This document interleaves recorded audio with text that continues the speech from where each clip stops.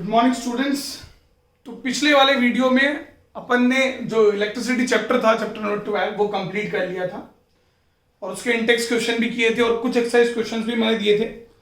आज अपन इस चैप्टर का क्या अपन करेंगे, we will complete the exercise. जो भी एक्सरसाइज है उसको आज अपन पूरी तरह से कंप्लीट करेंगे। जो भी एक्सरसाइज क्वेश्चन है that we will be completing all the exercise questions. ठीक है बेटा।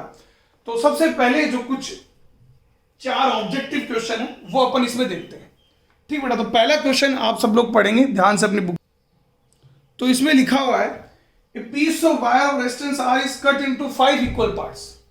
तो आप समझिए, जैसे सॉल्यूशन की बात करें, आराम से लंबा चौड़ा डिस्कशन अपन करेंगे कि ऐसे ये वायर है और इसका रेजिस्टेंस जो है पूरे वायर का लंबा रेजिस्टेंस आर है और इसको 5 बराबर पार्ट में काट दिया। तो 1 2 3 4 और 5, 1 2 3 4 5।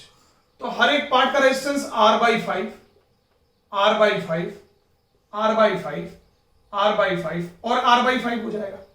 क्यों? क्योंकि लेंथ को 1/5 टाइम्स कर दिया, तो रेजिस्टेंस भी R by 5, R by 5, R by 5 हो जाएगा। ठीक है। These parts are then connected in parallel. If the equivalent resistance of this combination is R dash, then what is R by R dash? Okay, तो मतलब R equivalent को R dash बोला है और हर एक रेजिस्टेंस R बाई 5 ओम का है। और ऐसे कितने रेजिस्टेंस है? 5 रेजिस्टेंस। तो मैंने आपको बताया था कि जब भी आइडेंटिकल रेजिस्टेंसेस पैरेलल में कनेक्ट होते हैं तो R इक्विवेलेंट का जो फॉर्मूला होता है बेटा वो R बाई N होता है। ठीक है बेटा। अब अपने को यहां पर R इक्विवेलेंट को R डैश मानने के लिए बोला गया। मान लीजिए R अपना कितना, R अपॉन 5, हर एक रेजिस्टेंस की वैल्यू R अपॉन 5 है। ठीक है। और नंबर ऑफ रेजिस्टेंस भी कितने बेटा? 5, दैट इज 5। 5 बार 5 है ऐसे, 1 2 3 4 5, 5 रेजिस्टेंस पैरेलल में कनेक्ट है, हर एक की वैल्यू R बाई 5 है, तो ये आ जाएगा। तो now if you will solve it, तो R dash equal to R upon 25। तो R dash is equal to R upon, side R dash upon R का रेशियो पूछा गया है, दैट इज 1 अपॉन 25। तब आपको 4 ऑप्शन दिए हुए A B C D। जब आप देख रहे हो तो आप पा रहे हो कि ये A ऑप्शन है, this is the option A, मतलब ऑप्शन A इज करेक्ट। तो बहुत अच्छा सवाल था ये, है ना। इस तरह का आप कर सकते हैं, स्क्रीन पोज करके आप इसको नोट कर सकते हैं। ठीक है। Now moving on, second question की बात करते हैं। If you talk about second question, तो सेकंड क्वेश्चन को अगर अपन पढ़ें तो आप लोग पढ़िए। सेकंड क्वेश्चन है which of the following, which of the following, which of the following term does not represent electrical power in A circuit. तो I स्क्वायर R करता है, पावर के 3 फॉर्मूले होते हैं अपने को पता है। ठीक है। क्या क्या होता है मैं बता दूं। I स्क्वायर R सबसे पहले आया, दूसरा फॉर्मूला I की जगह V अपॉन R पुट करने पर V स्क्वायर अपॉन R आया, और R की जगह V अपॉन I पुट करते तो एक फॉर्मूला और आया V इंटू I। तो 3 फॉर्मूले अपने को पता चले थे और इसी से ड्राइव है। तो VI फॉर्मूला है, V स्क्वायर बाई R भी है, तो आप ऑप्शन B देख सकते हैं कि B जो है I into R square is not any formula, कोई फॉर्मूला नहीं है इनमें से।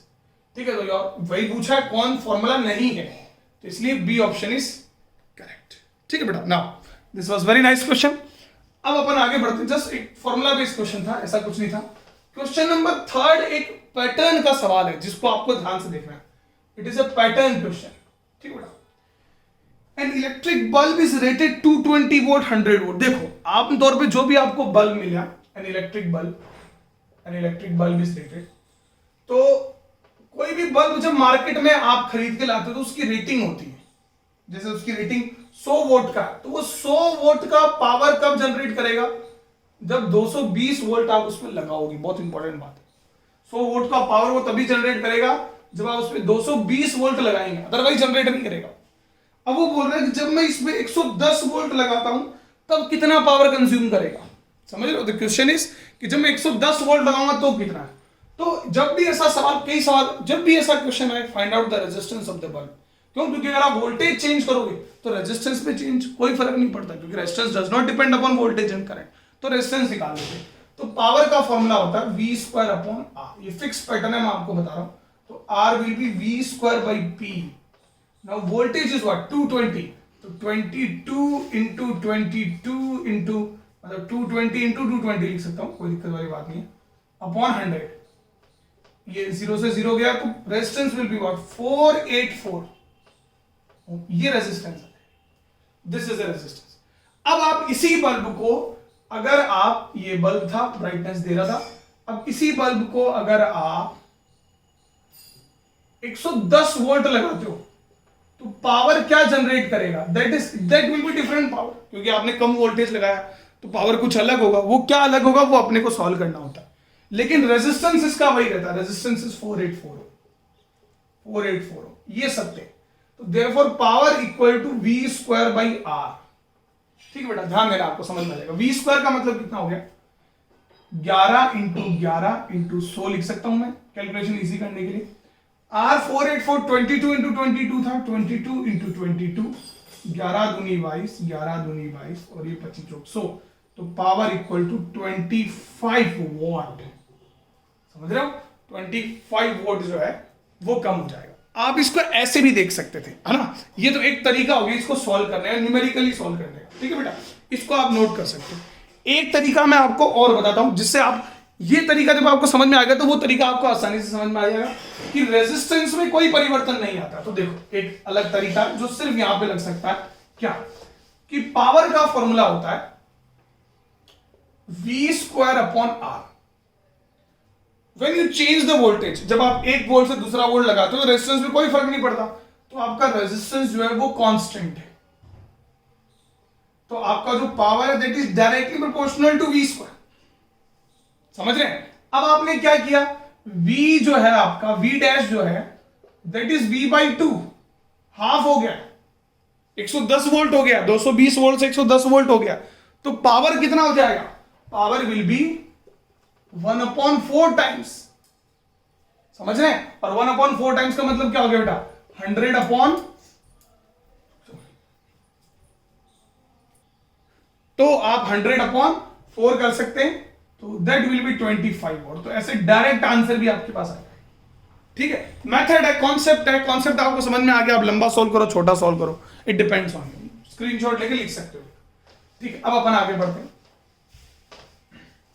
अब देखो, तो now moving on question number 4, two conducting wires of same material and of equal length and equal diameter are first connected in series and then connected in parallel across same potential difference.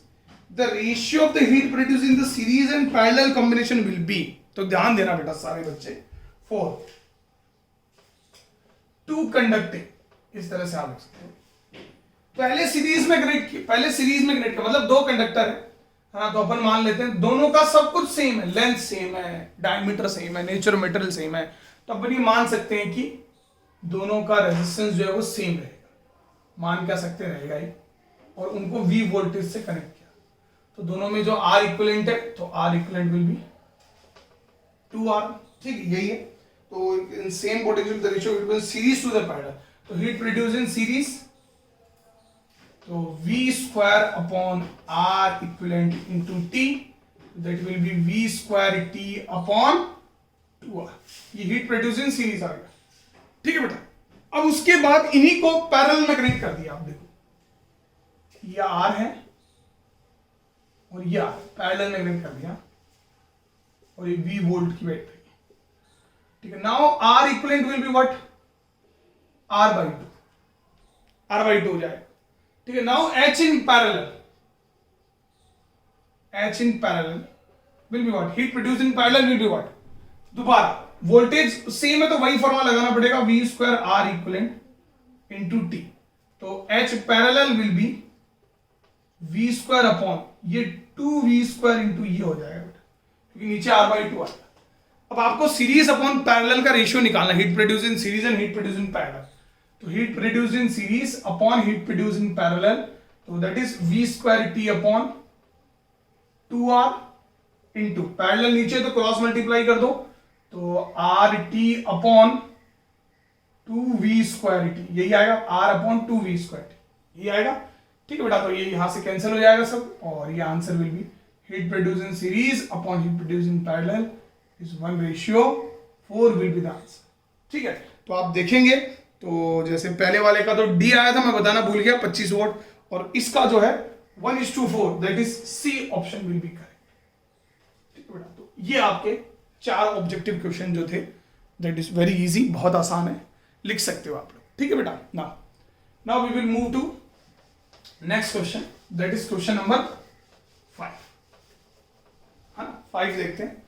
तो 5 अगर अपन देखेंगे तो how is voltmeter connected in circuit to measure the potential difference between 2 points. तो कोई भी 2 points के बीच में, है ना, it is connected in parallel,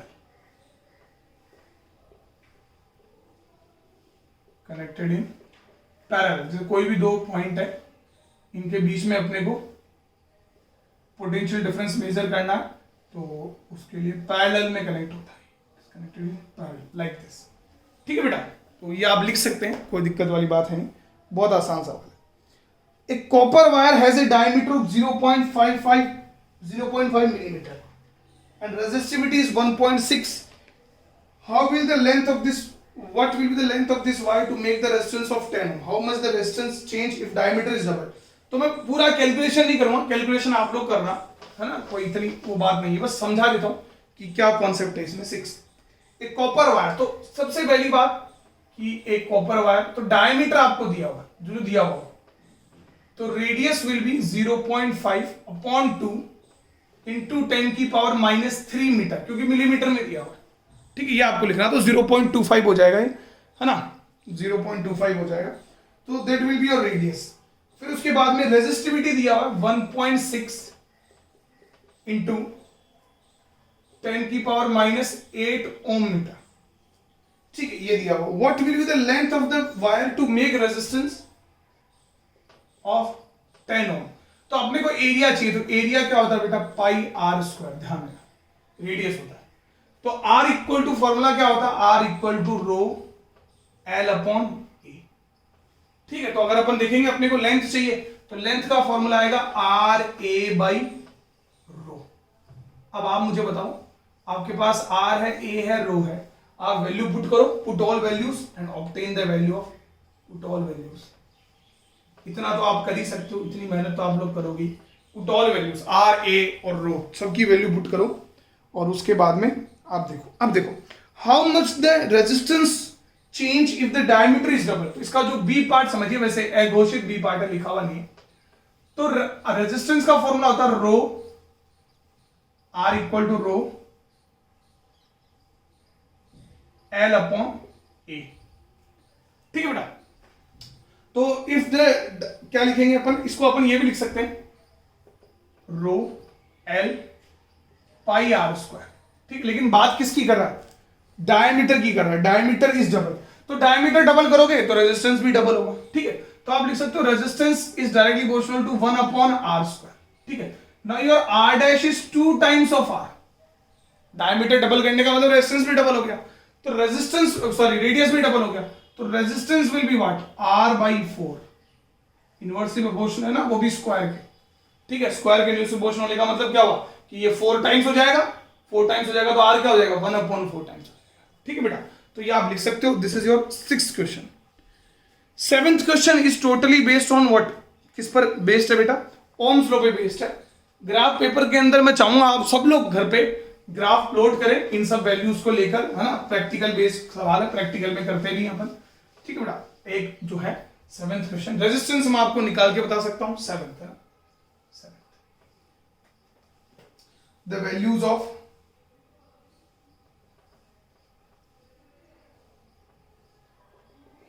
the values of. ठीक है बेटा, तो ये वाला क्वेश्चन है।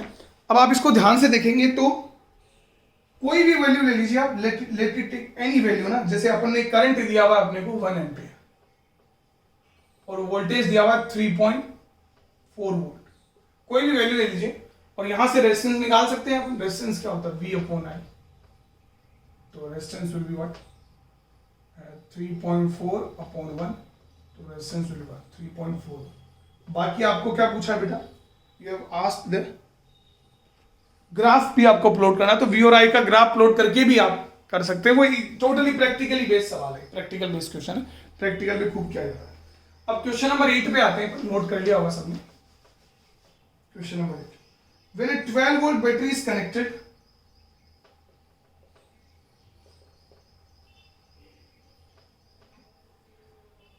when a 12 volt battery is connected unknown resistance, तो वोल्ट आपका 12 है, रेजिस्टेंस आपको पता नहीं है, ठीक है।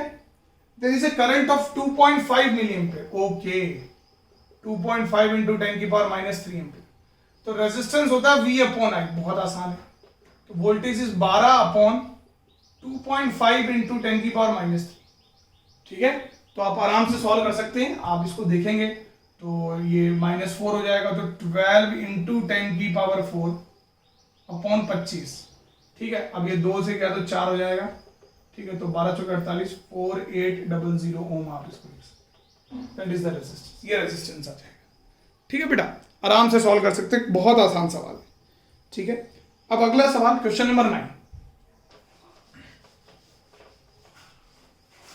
सब बच्चों को कॉपी में नोट जरूर बनाया करो बेटा। When a battery of 9 volt is connected in series with 0.2 ohm, 0.3 ohm, how much current? 0.2, 0.3, 0.2, 0.3, 0.4, 0.5 and 12 ohm. 12 ohm, ठीक है। हाउ मच करंट, और 9 वोल्ट की बैटरी, ओह बहुत आसान। कितना करंट फ्लो कर रहा है 12 ओम से, तो जितना 9 ओम से 9 वोल्ट से निकलेगा उतना ही फ्लो करेगा, क्योंकि सब सीरीज में, ठीक है बेटा। तो कोई दिक्कत वाली बात नहीं है, सब सीरीज में। तो इस तरह से, तो नाउ सबसे पहले अपन आर इक्विवेलेंट निकालेंगे, will find out the R equivalent. तो आर इक्विवेलेंट विल बी, सबको ऐड करेंगे आप, 0.2 प्लस 0.3 प्लस 0.4 प्लस 0.5 प्लस 12। तो देखो आप, ये 0.6, 0.6, 0.5, 0.5, 0.5, 1 हो गया, 1.4, तो इट विल बी 13.4 ओम, और आपको वोल्टेज दिया हुआ है 9 वोल्ट, ठीक है बेटा। तो current will be what, 9 upon 13.4 ampere. Solve कर सकते हैं आप, ऊपर 90 चला जाएगा, it will be from 0 point something current आएगा, ठीक है बेटा। यू कैन सॉल्व इट, है ना। तो this are 9 questions we have. फिर वीडियो काफी लंबा बन जाएगा, अगले वीडियो में अगले क्वेश्चंस डाले जाएंगे, ठीक है बेटा। और ट्राई कीजिए इन सबको, पहले खुद से ट्राई कीजिए, फिर वीडियो देखिए और कॉपी में नोट कीजिए बेटा। Thank you.